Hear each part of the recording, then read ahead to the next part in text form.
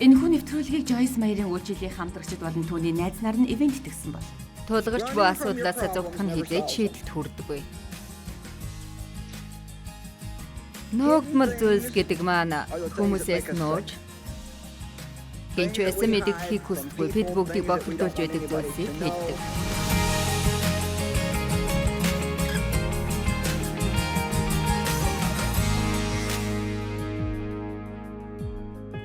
Өнөөдөр би амжилтанд хүрэх түлхүүрүүдийн талаарх 2 хэсэгтээ багахан хэмжээний номлолыг хийх гэж байна.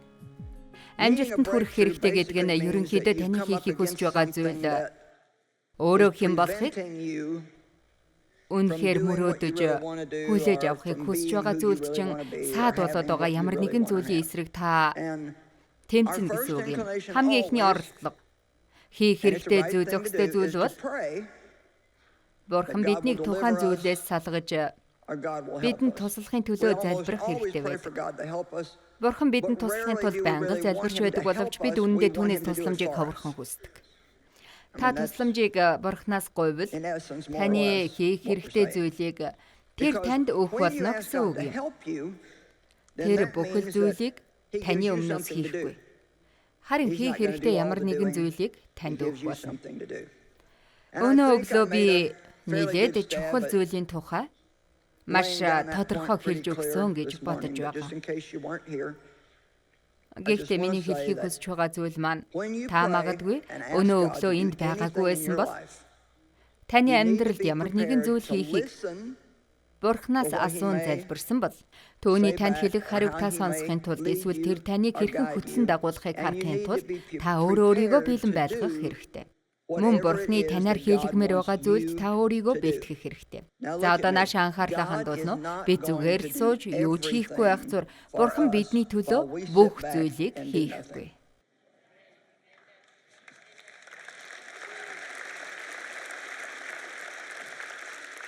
Бид Бурхны хамтрагч нар юм. Энэ түүний хийх хэрэгтэй болон таны хийх хэрэгтэй хэсэг байгаа гэсэн үг юм. Та түүний хийх ёстой зүйлийг хийж чадахгүй бөгөөд бид таны хийх ёстой хэсгийг хийж чадахгүй. Бид бол Бурхны хамтрагч нар. Би өнөө өглөө зарим нэгэн зүйлийн талаар ярьсан. Хэрвээ та амжилттай явахыг хүсэж байгаа бол та бусдыг буруутгахаа болж өөрийн гэсэн хариуцлага ухамсарлах хэрэгтэй талаар би одоо ярьж эхлэхийг хүсэж байна. Бидний ихэнх маань өөрсдийнхөө асуудалтай бусдыг буруутгах дуртай байдаг. Маш олон жилийн турш би тэгсэн. Аав маань намайг хүчирхийлдэг байснаас болж надад байгаа асуудал өөрийнхөө буруу үйлдэл, муухай шаран шин гаргах, өөрийгөө өрөвдөх болгоно. Өөр юу ч байсан хамаагүй үргэлжил хэрвээ тэр зүйл надад тохиолдоогүй байсан бол хэмээн хэлдэг байл. Надад тохиолдсон зүйлээс болж олон асуудал амьдралд маань тохиолдсон хэдий ч бид Христ дотор байх үед одоо чих тавин сонсорой. Хуучин юмс бүгд өнгөрчээ. Бид шинэ бүтээл болох болно гэж Библиэд маш тодорхой хэлсэн байдаг. Хэрэг зүйлүүд бүхэл зүйл цоо шин болсон бөгөөд тэр нь нэг л шөнийн дотор бүх зүйл арвангаараа өөрчлөгдчихнэ гэсэн үг биш үлээ. Хэрвээ та тарган бол маргааш өглөө сэрэхдээ туранхаа болоод босч ирнэ гэсэн үг биш юм.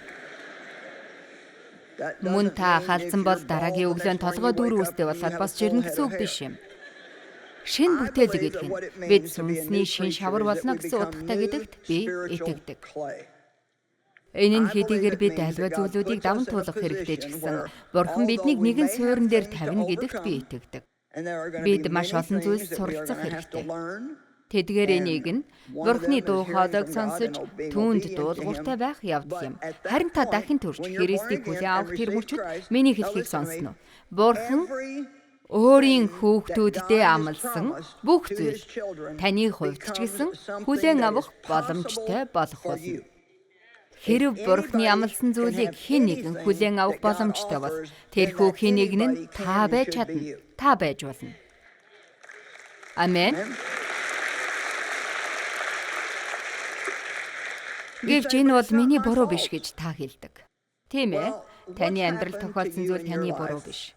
Магадгүй хэн нэгэн таныг үнэхээр гомдоосон, Танаас хулгайлсан, танд худлаа хэлсэн байж болно. Хэн нэгэн таныг хүчирхийлсэн байж болно. Гэвч тэрхүү зүйл нь таны гаргадаг зан авирынтай шалтгаан байхыг та зөвшөөрч болохгүй. Миний сэтгэлийг зовоодог нэг зүйл бол бид гомдсон үедээ тэрхүү гомдлоо амьдралынхаа туршид өөрсөддөө тээсэр байдаг бөгөөд түүнийг та өөдлөн дэвшихгүй байгаагийн нэг шалтгаан болгодог явдал. Та нарын хичнээн чин бусдыг буруутгах нь хүний мөн чанар байдаг гэдгийг мэдэх үү? Ердөө л 14 хүн л энийг мэддэг гэж үү? Эхнэр нөхөр хоёр хааныг тийшээ явах гэж цагаасаа хоцрон гэрээсээ гарахыг та нар үзсэн үү? Нөхрийн буруу гэж эхнэр хэлэхэд эхнэрийн буруу гэж нөхөр нь хэлдэг. Юу гэж? Тэр бол үнэхээр миний буруу байсан. Намайг үнэхээр уучлаарай гэж хэлэхдээ бид үнэндээ дутагдaltaй байдаг. Бид энэ талаар өнөө өглөө баг зэрэг ярилцсан. Гэхдээ энэ талаар дахин дурдах нь чухал гэж би бодож байна. Юу гэвэл тэр бол үнэн хэрэгтээ миний буруу байсан. Намайг ёстой уучлаарай. Яагаад тэгж хэлэх нь бидэнд тийм амаргүй байдаг юм болоо? Яагаад гэдгийг та нар мэдэх үү? Муу сүнс энийг амаргүй болгодог юм. Тэр биднийг тийхүү үйлдэхийг хүсдэггүй нь бид өөрсдийн хийсэн үйлдэлээ бүрэн ухамсарлах үед хүч чадал бидний төлөө ажиллах боломжтой болдгийг тэр мэддэг доршдог. Амен. Та нар гэртээ хараад өөртөө уулзаж, үнний уулзалтыг хийх гэрийн даалгаврыг би та нарт өгч байна.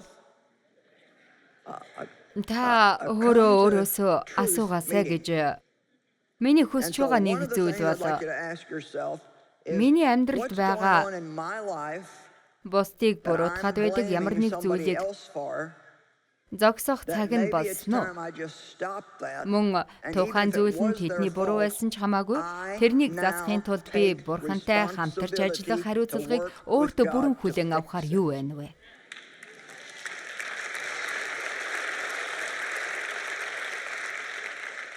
За одоо Адам Ява хоёр.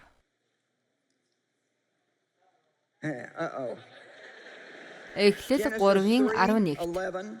Тэгтэл тэр чамайг нүцгэн гэж хэн чамд хэлсэн бэ? Бэтгий эдгэж миний чам тушаасан тэр модны жимснээс чи идэ юу? Эзэн бурхан тэр эмэгтэйд чи юу хийж хин энэ вэ гэсэнд тэр эмэгтэй тэр могоо тэр л намайг мэхэлснээс болоод би хориотой модноос идсэн гэв. Тэр эмэгтэй би тань дуулуургүй хандаж гимнүглийг үлдв гэж хэлэв. Тэрээр асуудлаас мултран гарахыг оролдож муу сүнс тэр л намайг мэхэлснээс болж би хийсэн хэмээн хариулсан.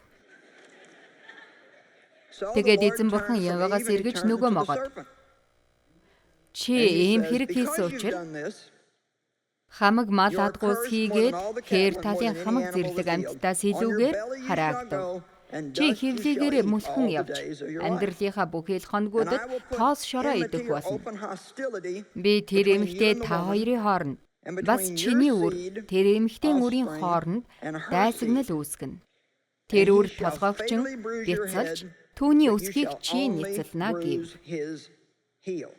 Дайсан Есүсийн амьдралд ч хүртэл зарим нэгэн бэрхшээлийг авчирч байсан боловч эцэст хин ялсныг нь бид бүгдээрээ мэднэ.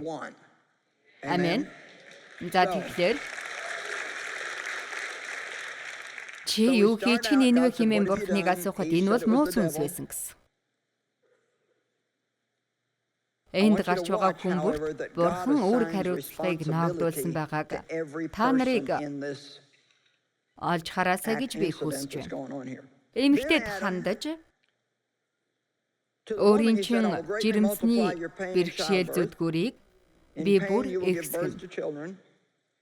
Чи өвдөж зовж үр хүүхдээ төрүүлэх болно. Эр нөхрөө чи ирмэлзэн. Эр чин чамайг эзэгнэн гэв. Та нараас хэнийг чи эрх мэдтэй байхыг хүсч байвал үүрэг хариуцлага хүлээх хэсгийг битгий мартаарай. Тэр нь та үүрэг хариуцлага үл ухамсарласан хэрнээ. Цаг үргэл зүгээр л нэг босс эмэгтэй яваад байна гэсэн үг биш юм. Амен. Дэв өнөө арай надад хөлийн уулны массаж хэрэгтэй гэдгийг зүгээр л хэлсэн юм шүү.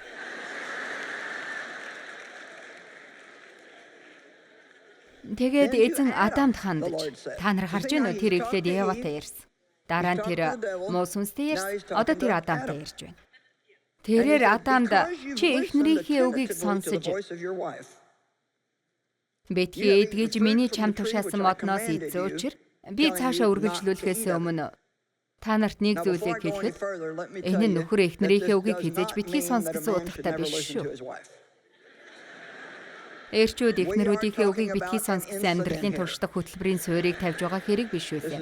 Хамгийн гол асуудал нь Адам Бурхны өөрт нь хэлсэн зүйлийг мэддэг байсан хэдий ч тэрээр эхнэрийнхээ зөвлөгөөг Бурхны үгнээс дээгүүр тавьсан бөгөөд харин ийм зүйлийг эр хүн хийж болохгүй. Юу ч байсан хамаагүй та үргэлж Бурхны хэлсний дагуу явах хэрэгтэй. Эмэгтэйчүүд ч гэсэн бас адилхан. Амен. Чамаас болж газар хараагдлаа. Чи түүнээс амьдралынхаа бүх илүүдрүүдэд бэрхшээл зүдүр донд хооллох болно. Бусдыг буруутгах явдал нь Эден цэцэрлэгээс эхэлсэн бөгөөд энэ нь Библиэд тэр чигээрээ үргэлжилсэн байдаг. Энэ бол өнөөгийн нийгэмд байгаа хамгийн том асуудлуудын нэг юм. Та хагалгаанд орох хэрэгтэй тул өчнөө бичиг баримтуудад гарын үсэг зурах хэрэгтэй болно. Хэдийгээр тэдгээр эмнэлгийн ажилчид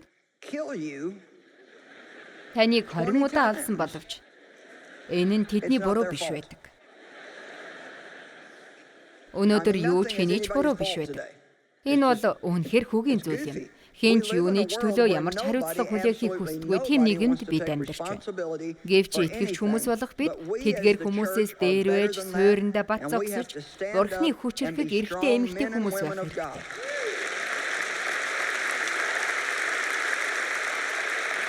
Энд байгаа хэнд ч гэсэн сүнсний ямар нэг хүч чадал байгаа бол бовтнолгүй зоригтой байж юу гэж түүнд би буруутай байсан. Би бүхэл хариуцлагыг үүрч байна. Намайг үнэхээр уучлаарай гэж өлгөн хэлж чадах чадвартай байх ёстой. Хэрвээ хүмүүс бусдыг буруутгахаа болж зүгээр л өөрсдийн алдаагаа ухамсарлавал хүмүүсийн хоорондын харилцаанууд хамаагүй дээр байх байсныг та нар төсөөлж байна уу? За одоо Библиэлд хамгийн тэнэг түүхүүдийн нэг болох Авраам, Сара болон Хагарыг авч үзье. Авраамын эхнэр Сара түүнд нэг ч хүүхэд төрүүлж өгөөгүй. Тэрээр Хагар нэртэй нэгэн Египт зарц бүсгүйтэй байв. Сара Авраамд эзэн намайг төрөхийг зөвшөөрсөнгүй. Тийм учраас та миний зарц бүсгүй дээр орно. Би түүгээр дамжуулан хүүхэдтэй болж магадгүй гэж гуйсанд Авраам Сараг сонсон дагжээ. Энд дахиад л нийтдээ эрэгтэй хүн эхнэрийнхээ үгийг сонссон байна. Амен. Эхнэрийнхэн дэвшүүлж байгаа санал тийм зөв-зүйтэй санал биш гэдгийг бид бүгдээрээ мэдэж байгаа. Ямар гэч янзын эмэгтэй өөрийнхөө нөхрийг өөр эмэгтэйтэй бэлгийн харилцаанд ор гэж хэлэх юм бэ? Энэхүү Авраамыг Канаанд 10 жил суусны дараа Авраамын эхнэр Сара Египт зарц Хагараа авчирч нөхөр Авраамда татварын болгон өгчээ. Тэгээд Авраам Хагар дээр орсон. Тэр жирэмслэв. Хагар жирэмсэн болсноо мэдээд эзэгтэйгээ дорд үзэх болов. Ийм явдал болохыг Сара урьдчилж харах хэрэгтэй байсан юм. Гэвч тэр даруйда Хагарын хандлага өөрчлөгдсөн юм. Би жирэмсэн, чи жирэмсэн биш. На. Харин одоо энэ түүх болмол бүр эдрээтэй болж ирдэг. Сара Авраамд миний хийсэн алдаа тань дээр буух болтугай. Хагарын ихэмсэг бардам зан тань дээр буух болтугай. Би та нараас асууя. Сара энэ бүхнийг санаачилсан байхад юу нь Авраамын буруу? Энд хүмүүс буруутгах тоглоомыг хэрхэн тоглодгийг харуулж байна гэж би хэлэх гэсэн юм. 6-р ишлэл Авраам Сарад харахтун зарц бүсгүй чинь чиний л гарт дураараа л бол гэв. Сара энэ бол чиний буруу гэж хэлсэн байна. Тэгээд тэр буцаагаад үгүй энэ бол чиний буруу. Би энэ асуудалтай орооцолдохгүй гэж хариулдаг. Тэгээд Хагар энэ бүхний дунд байхаас зайлсхийж оргон зүгтээ хар шийддэг. Бурхан түүнийг олж түүнд хандан чи хаанаас ирээд хаашаа явж байна хэмээн 8-р ишлэлд өгүүлдэг. Тэр эмэгтэй би эзэгтэй Сараагаасаа оргон зүгтэж явна гэжээ. За одоо бид өөрсдийн асуудлуудтайгаа нүүр тулахын оронд тэдгээрээс зүгтэн орогдог талаар бүгдээрээ баг зэрэг ярилцах бол. Эзний тэнгэр элч түүнд хандаж эзэгтэй рүүгээ буцан очиод Түүний эрх мэдэл даруугаар захирагд гэж хэлв. Өө нэрэ тэгж хэлээгүй лүү? Би яагаад тийм байгаасаа гэж хүсэж байна вэ? Эзний Тэнгэр элч түүнд би үр удмагч ихэд олжруулж тоолж баршгүй болгоно гэв. Энд миний хэлэх гээд байгаа гол санаа бол та өөрийн асуудлуудаасаа зуртааснаар тэдгээрийг хизээч шийдэж чадахгүй. Нуугдмал зүйлс гэдэг нь биднийг бохирдуулж хүмүүсээс нуудаг хинч байсан хамаагүй мэдэгдэхийг хүсдэггүй зүйлсийг хэлдэг. Хувь хүний нууц гэж байж болохгүй гэж хэлээд байгаа юм биш. Заримдаа таны хийж чадах хамгийн чухал зүйлсийн нэг нь хэрвээ сэтгэлийн чингүүнд байгаа ямар нэгэн зүйл таныг байнга л зовоож, таны сэтгэлийг дахин хямруулж таны талаарх ямар нэгэн зүйлийг хэн нэгэн олж мэдэхгүй гэхээс та үнэхээр айдаг бол өөрийнхөө пастор итгэл даах сайн найзтайгаа хуваалцсан. Таны нууцыг хадгалдаг сайн найзыг олсон бол та алтны уурхаа олсон гэсэн үг юм. Амен. Би энийг хэлмээргүй байгаа боловч өнөө үед нууцыг чи хадгалж явдаг хүмүүсийг олоход үнэхээр их хэцүү байдаг. Бид итгэмжтэй байж бусдын нууцуудыг бусдад задлах биш, харин хадгалж явах хэрэгтэй. Хэрвээ та итгэл даах нэгнийг олж чадах юм бол тэдэнтэй хаяа зүгээр л ярилц. Та нар юу гэдгийг мэдэх үү? Энэ тал дээр миний сэтгэл үнэхээр эмзэглэдэг. Таны сэтгэлд байгаа зүйл танаас гарах үед түүнд оршиж байсан хүч нь түүнтэй хамт гараад явчихдаг. Сатан тухайн зүйлийг нуун дарагдуулж тэр зүйлээрээ таныг тарчлаасаар байдаг. Бид зарим нэг зүйлээсээ зогцсаар байдаг. Яагаад гэвэл тэрхүү зүйлтэйгээ нүүр тулаасаа гэж бурхан биднийг үргэлжлүүлэн ятгахсаар байдаг ч за дараа л нэг болыг хэмээн бид хойшлуулсаар л байдаг. Тэр нь магадгүй хэнийг уучлах, нүүр тулаа ярилцах байж болно.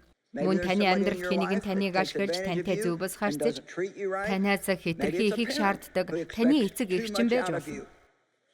Таныг бие дааж өөрийн амьдралаа бас ухыг чинь зөвшөөрөхгүй байгаагаас болж та зөв зохистой бус харилцаатай байдаг бөгөөд энэ талаараа тэдэнтэй ярилцах ёстойгоо мэдсээр байдаг боловч тэгдэггүй. Тиймээс та зөв чигээ олохгүй явсаар амьдрал чи өдрөөс өдөрт бүр дөрөөцөр байгааг харж тэр байдлаа үзье яддаг.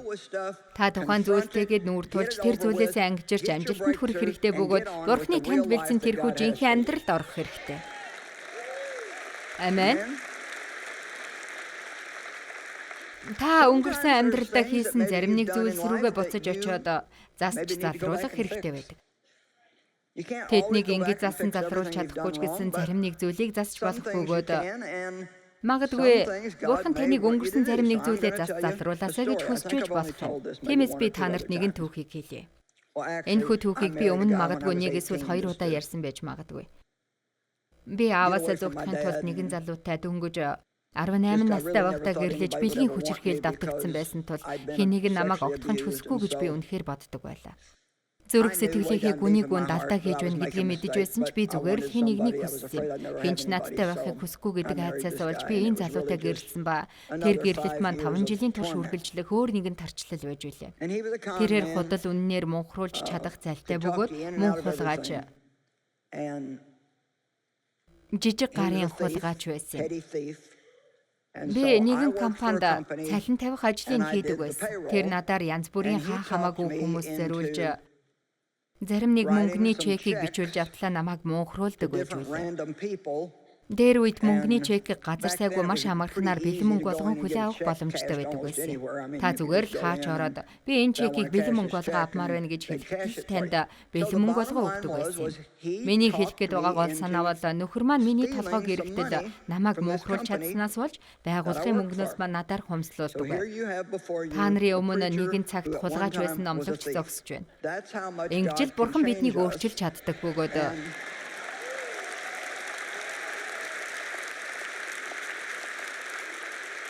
өнөөдөр та нар ямар номлогчийг сонсч байна гэдгээ мэдвэл магадгүй хэнийг нь өнөөдөр сэтгэл өөдрөг байж магадгүй. Бид хүн хэлцэх хугацааны хуулийг баталсан явдал би баяртай байдаг. Яагаад гэвэл намайг шоронд явуулж чадахгүй. Би өөрийнхөө жижигтэр гэртээ Библи судал хийж байсан бөгөөд миний амьдралд зориулсан том мөрөөдөл төлөвлөгөөнүүд надад байдаг байв. Ажиллаж байсан тэр байгууллага олж ямар буруу юм хийж байснаа би тэдэнд хэлэн тухайн мөнгнүүдийг буцаж төлөх хэрэгтэй мэт надад санагдаж эхэлсэн. Би хичнээн их хайж байсныг та төсөөлж байна уу? Тэд ямар шийдвэр гаргахыг би мэдэхгүй ч намайг шоронд хорих байх гэж би бодож байлаа. Гэхдээ хэрвээ би бурхантай хамт урагшлан түүнийг надаар хийлгүүлэхийг хүсэж байгаа бүхэл зүйлийг хиймээр байвал сэтгэлд маань байгаа тэр зүйлийг би хадгалагцаар байж болохгүй гэж надад бодогдсоор байсан. Яг л миний хийсэн шиг та нарыг хийгээрэй гэж би хэлж байгаа юм биш шүү. Бурхан намайг ийхүү үйл тэмээн хэлсэн болохоор би Бурханыг дуулууртай дагах хэрэгтэй байсан. Хэрвээ тэгж чадаагүй бол би буцаад нөгөө жижигхэн Библи судлалын хичээлэл хийсээр байх байв. За одоо намайг анхааралтай сонсорой. Бурхан та бүхний ихэнх чинь амьдрал зориулсан том төлөвлөгөөнүүд байгаа. Тэдгээрийг төлөвлөсөн тул шууд автоматар таны амьдралд хэрэгжих болно гэсэн үг биш үлээ. Танаас шаардах зүйлс тэнд байж хийхэд хэцүү, золиос гаргах зарим зүйлүүд хийхийг тэр танаас асууж магадгүй золиос гаргах өргөл өгөхийг миний амьдралд тохиолдсон зүйлүүдийн нэг болох аав ээжийг маань нас барах хүртэл тэднийг асарч халамжуулахыг нөхөр бид хоёрт хэлсэн шиг ч байж болох. Тэр хоёрыг асарч халамжуулахыг би огтхон ч хүсдэггүй. Тэднийг халамжлах өчүүхэн ч болов шалтгаан надад байхгүй. Тэд надад зүй зохисгүй хандаж намайг хүчирхийлсэн. Тэд миний төлөө юу ч хийгээгүй. Тэгсэн ч тэдний төлөө тийхүү үйлдэх нь зөв зүйл гэдгийг би мэддэг байсан. Тэднийг асрах нь хөвгөлтэй биш, зөв зүйл хийж байгаагаа би мэддэг байсан. Миний хэлэх гэж байгааг анхааралтай сонсорой. Тантай хин нэгэн зөв бусаар харьцан явдал нь ямар нэгэн буруу зүйл хийх эрх мэдлийг танд өгдөггүй.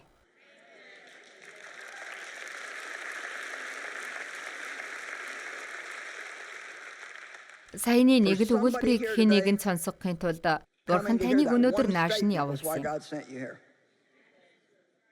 Би тоглоог байна. Яагаад гэвэл заримдаа хэн нэгэн бидэнтэй зөв бусаар харьцахад тэдгээр хүмүүсийг бид хайрлахгүй зөв бусаар харилцах эсвэл хэрэгтэй гарах үед тэдэнд туслахгүй байх нь зөв гэж бид боддог.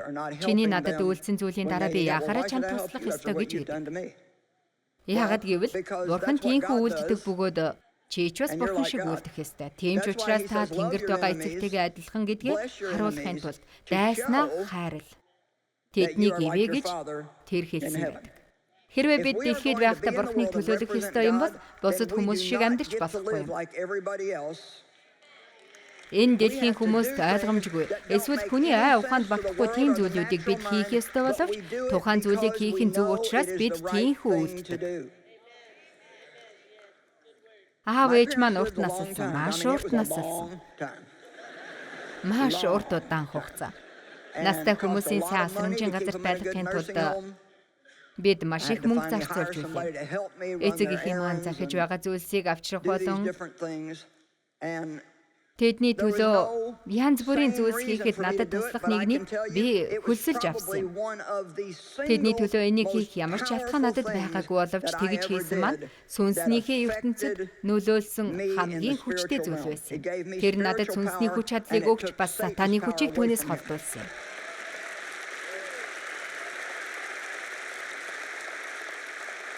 Хэн нэгэн танд муухай ханддаг байсан болохоор тэр хүнтэй буцаагаад муухай хандна гэж битгий бод. Би та нарт нэг зүйлийг хэлэхэд хүчрхэг итгэгч байна гэдг нь зөвхт итгэгч, Библийн сайн итгэгч гэсэн үг. Сул дорой хүмүүсийг хэлдэг. Бурхан танаар хийлгэхийг хүсдэг зүйл байдаг ч мэдээж бидний төлөө хийсэн түүний золиосноос хэцүү зүйл биш байх болно. Гэвч заримдаа тэрээр танаас хүсэхгүй байгаа тийм зүйлтэйгээ нүүр тулахыг асуух бөгөөд хизээ нэгэн цаг тулах хэрэгтэй болно. Ихэвчлэн бид тэдгээр зүйлсийг мартаж зүгээр л амьдрахыг хүсдэг ба тэг хэрэгтэй зүйлс ч бидэнд байдаг. Бид өнгөрсөн лүгээ буцан очиж хийсэн гэмнүглийнхээ төлөөсийг төлөх шаардлагагүй боловч яг энэ тохиолдолд Бурхны ямар нэгэн зорилгын улмаас тэр зүйл намайг үнэхээр айлгаж байсан хэдээч тухайн зүйлийг надаар хийлгэхийг хүсэж байв. Тэгээд би нөгөө байгууллага хаана байгааг нь олж авах хэрэгтэй болсон. Учир нь тэд өөр тийшээ нүүсэн байсан. Тэгээд би тэр байгууллагыг одоо удирдах байгаа хүүтэй нуулсан. Миний бүх бие маань салгамж байсан нь ойлгомжтой. Тэгээд би танай компани цалингийн мөнгнөөс нэг ажилтан чинь тодорхой хэмжээний мөнгө хулгайлсныг санаж байна уу гэх мэтлэн ярьсан. Тийм гэж тэр хариулав. Тэр хулгайлсан хүн бол би гэж хэлсэн. Би одоо итгэгч. Миний хийсэн зүйл буруу байсныг би мэдэж байна. Одоо мөнгийг чинь буцаагаар төлөх гэсэн юм а гэж би хэлсэн. Тэр итгэгч хүн биш байсан. Тэр еврей хүн байв. Хэдийгээр би Хэн нэгний гайхшруулахыг хичээдгүй байсан боловч эргэн тойронд маань байгаа хүмүүст ихэвчлэн гайхах сэтгэл төрдөг гэж би боддог. Биднийг зөвхт зүйлс хийх үед Бурхан доторх бидний итгэлийн жинхэнэ байдлыг харах нь хүмүүст гайхах сэтгэлийг төрүүлдэг. Тэр уулзалт хожим нь ямар нөлөө үзүүлсэнийг би мэдэхгүй ч хэрвээ би тэгж хийгээгүй байсан бол тэр зүйл миний сэтгэлийн гүн тээгцээр байх байсныг л гарцаагүй мэднэ. Бас энэхүү явдлыг та нарт өнөөдөр хэлж зогсохгүй байсан. Дахин хэлэхэд та нар буцаж очиод яг энэ шиг үйлд гэж би хэлээд байгаа юм биш гэдгийг ойлгоорой. Магадгүй Бурхан танаас түүнийг хүсэхгүй ч байж болно. Гэвч өнөөдөр миний хэлж байгаа зүйл бол Бурхан танаас асууж байгаа зүйлийг та өнгөрсөнд хийгээгүй байсан байж болно. Ирээдүйд Бурханы танаар хийлгэх юу ч байсан ба хийхэд хичнээн хэцүү санагдсан ч хамаагүй. Түүний хүсэж байгаа зүйлээс зүгтаалгүй харин ч тэрлүүн гүн очоод тухайн зүйлээсээ амжираар. Заримдаа тэдгээр зүйл нь хэцүү, илүү их хүч чадал, зарим нэгэн арга зам хэлбэрээр танд ирэх болно.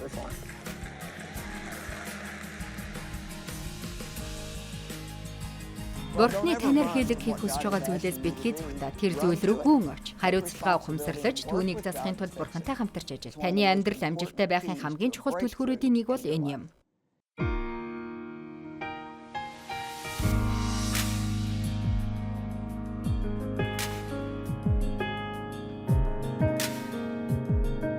Энэхүү нэвтрүүлгийг Joyce Meyer-ийн үйлчилгээ хамтрагчид болон түүний найз нар нь ивент хийсэн бол